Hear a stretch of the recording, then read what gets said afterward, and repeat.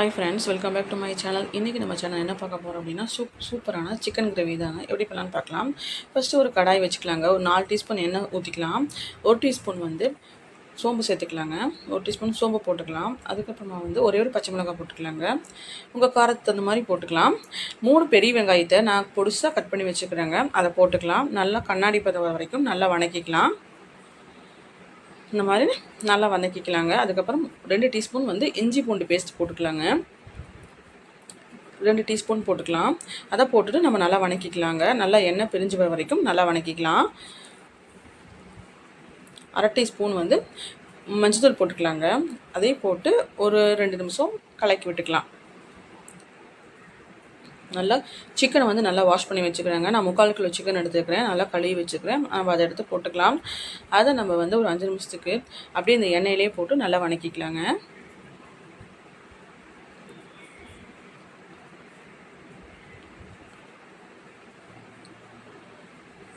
பாருங்கள், இந்த மாதிரி போட்டு நம்ம நல்லா வதக்கிக்கலாம்.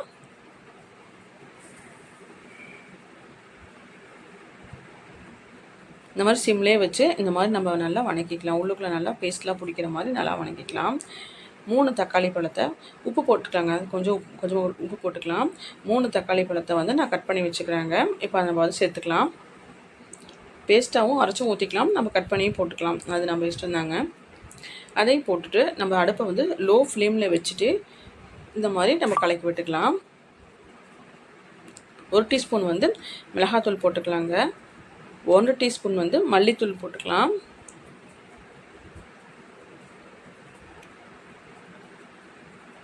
அரை டீஸ்பூன் பெப்பர் பவுடர் குருமிளகுத்தூள் போட்டுக்கலாங்க. இதை போட்டுட்டு நல்லா ஒரு கலரி விட்டுக்கலாம். தண்ணி ஊற்றாமையே இந்த மசாலாலேயே சிக்கன் வேகிற மாதிரியே நல்லா கலரி விட்டுக்கலாம்.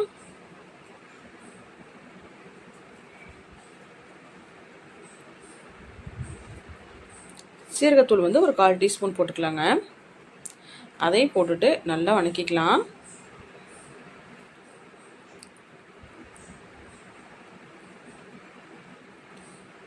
இட்லி தோசைக்கெலாம் செமையாக இருக்கும். ட்ரை பண்ணி பாருங்கள். இப்போ நம்ம மூடி வச்சுக்கலாங்க.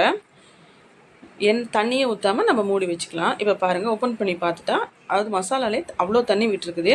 இப்போ சிக்கன் ஒரு 75% நல்லா வெந்திருக்குங்க.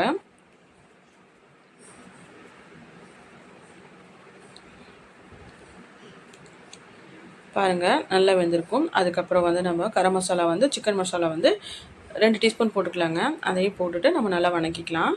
நல்லா சிம்லேயே வச்சு நல்லா பரட்டி கொடுத்தோம்னா ரொம்ப டேஸ்ட்டாக இருக்கும். இது ரச சாப்பாடுக்கெலாம் வச்சு சாப்பிட்டா சும்மா அள்ளும், அந்த அளவுக்கு இருக்குங்க. கொஞ்சமாக தண்ணி ஊற்றி இந்த மாதிரி மிக்ஸ் பண்ணிக்கலாம். இருக்கிற சிக்கனும் நல்லா ஈவனாக பஞ்சு போல் வெந்துருங்க. இப்போ மூடி வச்சாச்சு. ஓப்பன் பண்ணி பார்க்கலாம். சூப்பராக நம்ம சிக்கன் கிரேவி ரெடி ஆயிடுச்சுங்க. கொஞ்சம் கொத்தமல்லி தழை தூவிலாம். அதுக்கப்புறம் என்ன செய்யலைன்னா ஃபைனல் டச் ஒரு வடை சட்டியிலைங்க 1 டீஸ்பூன் நெய் சேர்த்துருக்குறேன். பூண்டை பொடிப்படியாக கட் பண்ணி நல்லா நெய்யில் வதக்கிக்கலாம். அது நல்லா வதங்கினதுக்கப்புறமா ஒரு 1/4 டீஸ்பூன் காஷ்மீரி சில்லி பவுடர் போட்டுக்கலாம். அதையும் போட்டு அதை 2 மிக்ஸ் பண்ணி நம்ம சிக்கன் கிரேவியில் ஊற்றிக்கலாம். இதுதான் நல்லா இருக்குங்க. சூப்பராக இருக்குது. இந்த மாதிரி நீங்கள் ஊற்றி நீங்கள் ட்ரை பண்ணி பார்த்தீங்கன்னா ரொம்ப அருமையாக இருக்கும். நல்லா ஒரு கலக்கலை கொடுக்கலாம். ஒரு 5 நிமிஷத்துக்கு மூடி வச்சுக்கலாங்க. அதுக்கப்புறம் ஓப்பன் பண்ணி பார்க்கலாம். சர்வ் பண்ணிக்கலாம். அருமையாக இருக்கும். இட்லி, தோசை, சப்பாத்தி, பூரி, பரோட்டாக்கெலாம் அருமையாக இருக்கும். சாதத்துக்கும் ரொம்ப சூப்பராக இருக்கும். வீடியோ பிடிச்சிருந்தா லைக் பண்ணுங்கள், ஷேர் பண்ணுங்கள், மறக்காமல் ஃபாலோ பண்ணுங்கள். தேங்க்யூ.